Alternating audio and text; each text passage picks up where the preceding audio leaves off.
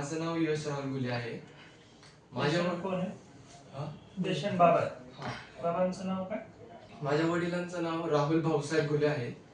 त्यांना डायलिसिस करायला सांगितलं होतं, पण आम्हाला त्यांच्या मित्रांनी सल्ला दिला की ह्या डॉक्टरांना जाऊन भेट द्या.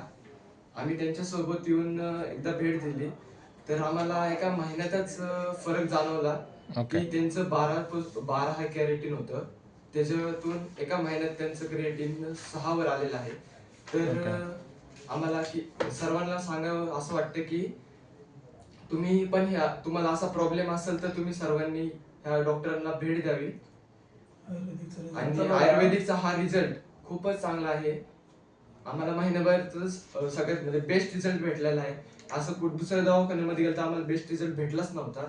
सर्वांनी आम्हाला डायलिसिस सांगितलं पण माझ्या वडिलांना डायलिसिस करायचं नव्हतं, पण ह्या डॉक्टरांकडे येऊन आम्हाला खूप बरं वाटलं की नाही का आम्हाला एक सोल्युशन भेटलं की नाही बाबा डायलिसिस नाही केलं तरी चालेल. तुम्हाला कोणी पाठवलं ते? आम्हाला गजानन काळोख यांनी पाठवलं होतं. ते माझ्या वडिलांचे मित्र आहेत, क्लासमेट आहेत ते. त्यांनाही रिझल्ट आलेले? हो, त्यांना पेशंट. हो, त्यांना पण बेस्ट रिझल्ट भेटलेला आहे. तुम्ही साधारण आपल्याकडे आला होता ती तारीख होती 20 जुलै आणि 16 तारखेचे जे तुमचे रिपोर्ट आहेत इथे दाखवता येऊ शकतो. याच्यामध्ये HB पर्सेंटेज 10.7, क्रिएटिनिन 12.48, बरोबर आहे? हो. आणि युरिया 152 होता. ठीक. तर 16 तारखेला ज्यावेळेस तुम्ही रिपोर्ट केले होते त्यानंतर तुम्ही वेगवेगळ्या हॉस्पिटल्समध्ये गेला तुम्हाला डायलिसिस करायचं होतं, जे की बरोबर पण आहे. एवढी क्रिएट व्हॅल्यू असताना. आणि तुम्हाला काही अजून त्रास काय होता? त्रास काहीच नव्हता. मला फक्त त्यांनी सांगितलं, मला फक्त मी थंडी ताप आणि थंडी ताप म्हणून मी म्हणजे ट्रीटमेंटसाठी गेलो होतो. तुम्हाला ताप आला आणि तुम्ही बघायला गेला आणि तिथे गेल्यानंतर लक्षात आलं की तुम्हाला क्रिएटिनिन लेवल एवढी वाढली, 12.5 झाली. त्यामुळे त्यांनी पहिल्यांदा सुरुवातीला तर थोडासा दम लागत होता है ना? चव लागत नव्हती, दम लागत होता. ठीक.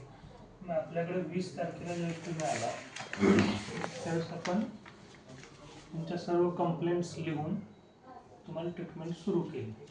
त्याच्यानंतर आपण सल्ला दिला होता की 15 दिवसांनी तुम्ही एक रिपोर्ट करा. असं आपण साधारणतः या कारणास्तव सांगतो की ज्यावेळेस क्रिएटिनिनची व्हॅल्यू जास्त असते तेच मॉनिटरिंग अति महत्त्वाचं असतं. मध्ये आधी कधी काही त्रास झाला तर तुम्हाला डायलिसिस करावं लागेल हे आपण सांगितलेलं असतं, बरोबर? त्या अनुषंगाने तुम्ही 4 तारखेला एक रिपोर्ट केला, पण 4 तारखेच्या रिपोर्टमध्ये म्हणजे 12.5चं क्रिएटिनिन आहे, 4 ऑगस्टला हे 7.09 आहे ना, 7.09.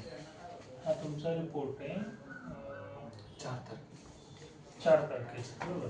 4 तारखेच्या रिपोर्टमध्ये आता आपण बघतोय की HB पर्सेंटेज 12.2,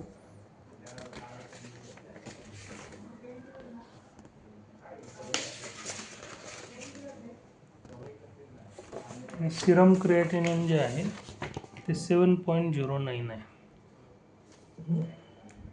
बरोबर? आणि याच्यानंतर तो एक आपल्याला कॉन्फिडन्स आला की आता डायलिसिस नाही केलं तरी चालेल कारण ते कव्हर व्हायला लागले. आणि नंतर आता तुम्ही आज इकडे याच्या पूर्वी 16 ऑगस्ट 2025चा जो रिपोर्ट आहे म्हणजे साधारण 1 महिन्यानंतरचा, त्यामध्ये तुमचं HB पर्सेंटेज 11.7 आहे आणि क्रिएटिनिन आहे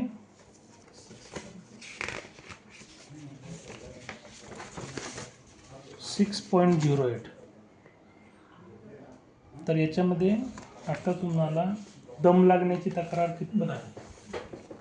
बंद झालं. बरं, दम लागणं पूर्ण बंद झालं? पूर्णपणे आता वॉकिंग थोडाफार लागतं, पण पहिल्यापेक्षा म्हणजे 1 महिन्यापूर्वी त्याच्यापेक्षा भरपूर कमी आला. भरपूर कमी झालं. ओके.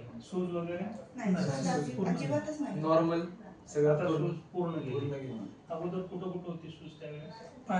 पायाला सूज, पाय असे फुगायचे त्यांचे. मग ती पूर्ण गेली. ठीक, छान. तुम्हाला चांगले रिझल्ट आले. पथ्य काय काय पाळलं तुम्ही? पथ्य जे तुम्ही सांगितलं तेच सगळं आणि फक्त गिरी गाईचं दूध चालू केलं. गाईच्या दुधावर? नाही, जेवण वगैरे नाही केलं तरी ते दूध पित होते. दुधावर मॅक्सिमम ठेवायचं. चलो ठीक, चांगले. आता अजून तुम्हाला पथ्य पाळून थोडीशी औषधं त्यानुसार मग टप्प्याटप्प्याने आपले पुढचे रिझल्ट अपेक्षित आहे.